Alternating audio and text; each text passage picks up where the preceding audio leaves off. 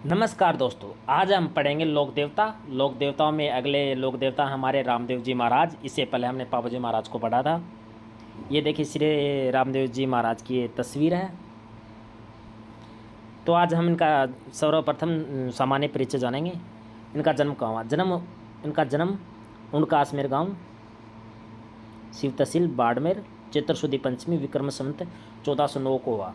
इनके पिताजी का नाम क्या था? अजमल जी। कौन थे? अजमल जी, जो मारवाड़ के शासक थे।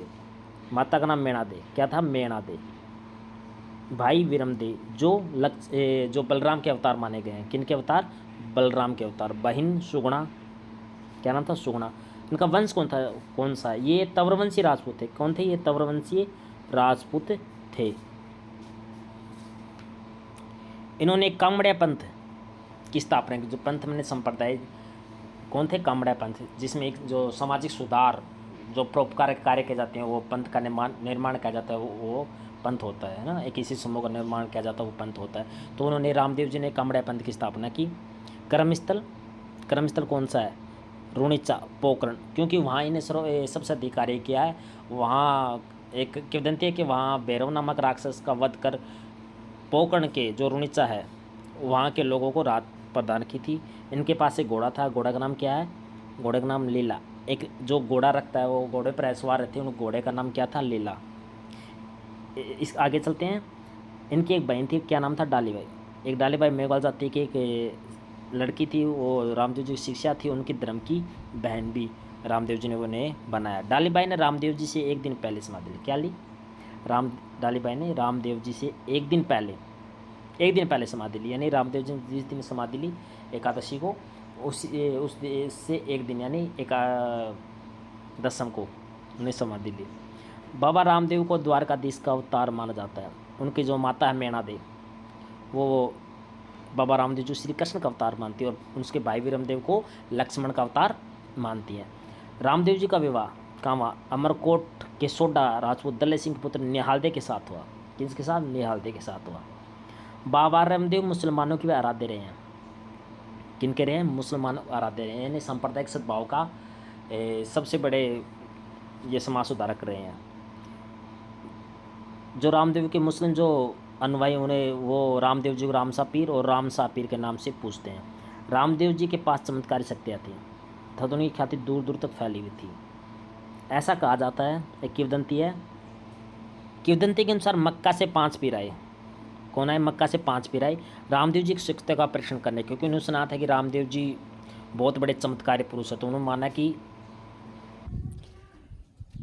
किंवदंती के अनुसार मक्का से 5 पीर रामदेव जी की उस शक्तियों की परीक्षा लेने या परीक्षण करने के लिए आए। रामदेव जी ने उनका स्वागत किया और उनसे भोजन करने का आग्रह किया। कहा कि आइए महाराज भोजन कीजिए। पीरों ने मना करते हुए कहा कि सर, हम अपनी जो उनके निजी बर्तन हैं हम तो उनसे भोजन करते हैं। वो उनका परीक्षा ले रहे थे। तो रामदेव जी मुस्कुराए और कहा ठीक है, हम आपको आपके बर्तनों में भोजन करवाते हैं। तो कहते पीजी ने मतलब अपनी शक्ति से उन बर्तनों को मक्का से उड़ाते हुए ले गए। मतलब उड़ के वो बर्तन आ रहे थे। उन्होंने कहा कि देखो आपके बर्तन आ रहे हैं। तो उनके वो चमत्कार देखकर जो पीर थे वो खुश हुए। उन्हें कहा कि उनकी आपकी क्षमता पर हमें पूरा मतलब विश्वास हो गया है, और आज अब हम मतलब भोजन कर लेंगे, है ना। हम तो आपकी शक्ति का परीक्षण कर रहे थे। और उनके चमत्कार को देखकर उन्होंने कहा कि महाराज, हम तो पीर हैं और आप तो पीरों के पीर हैं। और इसीलिए रामदेव जी को उन्होंने रामसा पीर नाम दिया। क्या नाम दिया? रामसा पीर। बाबा रामदेव ने शुक्ल एकादशी को, राजस्थान के रामदेव रहे कब? भाद्रपद शुक्ल एकादशी, भाद्रपद की शुक्ल को 11 को उन्होंने राजस्थान के रामदेव राय जो पोखरण में वहाँ जीवित समाधि ले समाधि स्थल रामदेवरा जैसलमेर पर भाद्र मास शुक्ल पक्ष की तृतीया से लेकर दसम तक भव्य मेला लगता है, और जहाँ पर देश भर के लाखों श्रद्धालु वहाँ एकत्रित होते हैं। रामदेव जी के अन्य मंदिर जैसे मंसूरिया पहाड़ी जोधपुर है, बिराठिया ब्यावर में है, सुरताखेड़ा चित्तौड़गढ़ में है, छोटा रामदेवरा गुजरात में है।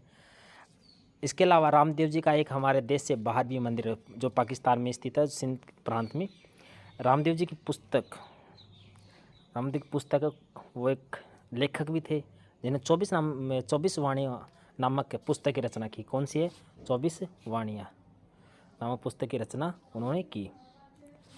रामदेव जी ने गुरु की महत्ता पर जोर देते हुए कहा कि जोर दिया और कहा कि जो अपने कर्म वो कर्म की शुद्धता पर, यानी कि जो कर्म जो करते हैं उनमें शुद्धता आनी चाहिए, जैसे उनमें सत्यता हो, शुद्ध आचरण से के साथ वो कर्म किए जाने चाहिए।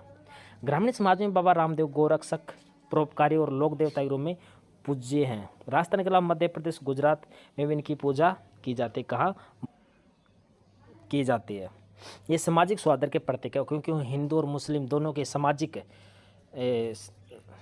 पक्ष को ऊंचा उठाने का और उसमें सुधार करने का प्रयास किया, इसलिए उनको सामाजिक सौहार्द के प्रतीक माना जाता है। उन्होंने कहा कि हिंदू मुस्लिम दोनों एक रहकर, एक समाज में रहकर कार्य करें और एक साथ रहे।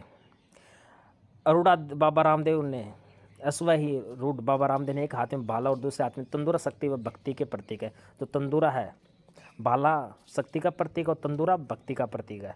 क्या है? तंदूरा और भाला। भाला क्या है? भाला शक्ति का प्रतीक है और तंदूरा भक्ति का प्रतीक है।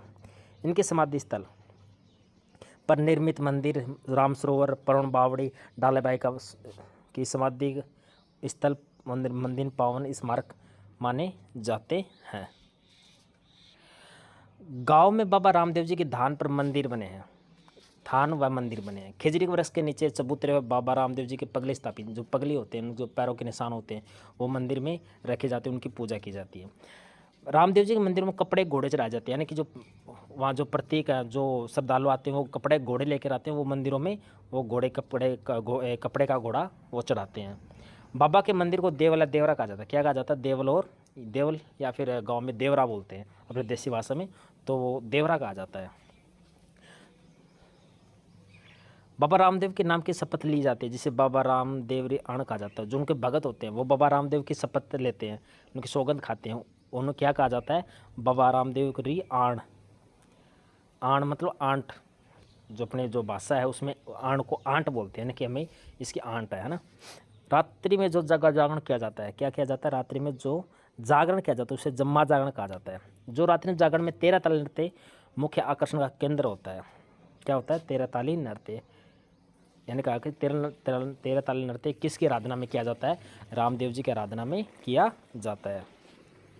जो रामदेव जी की फड़ है वह रावण हत्ता नामक वाद्य यंत्र के साथ बांची जाती है। जो फड़ होती है वो हमेशा बांची जाती है, यानी जो बांचने मतलब जो राजस्थानी भाषा है उसमें पढ़ने का मतलब बांचना होता है, तो वो बांची जाती है। सभी लोक देवताओं में सबसे लंबा गीत, अगला क्वेश्चन बनता है कि सभी जितने भी लोक देवता हैं सबसे लंबा गीत किसका है? रामदेव जी का है। रामदेव जी के जो भगत है उनको रखिया कहा जाता है। क्या कहा जाता है? रखिया। चमत्कारी पुरुष बाबा रामदेव जी के ही इन्हीं चमत्कारों को, जो बाबा रामदेव जी के जो चमत्कार है उनको क्या कहते हैं? पर्चा कहा जाता है। आगे चलते हैं। हड़बुजी जो उनके समकालीन थे, जो वो भी एक लोक देवता रूप में प्रसिद्ध है, ये उनके मौसेरे भाई थे। कौन थे? हड़बुजी रामदेव जी के मौसेरे भाई थे, जिसको रामदेव जी ने मरने से पूर्व अपने जो कटोरा और जो बाला वो देकर जो अपने सामाजिक दायित्व का कार्य उन पे डाल के वो उन्होंने समाधि ली। रूणीचा में वर्तमान जो मंदिर है बाबा रामदेव जी का, उसका निर्माण 1931 में बीकानेर के महाराज गंगा सिंह ने करवाया था। ये महत्वपूर्ण क्वेश्चन है। क्या है? रूणीचा के वर्तमान मंदिर की संरचना का निर्माण 1931 में बीकानेर के महाराजा गंगा सिंह ने करवाया। ठीक है दोस्तों, रामदेव जी का चैप्टर यहीं ख़त्म होता है। धन्यवाद।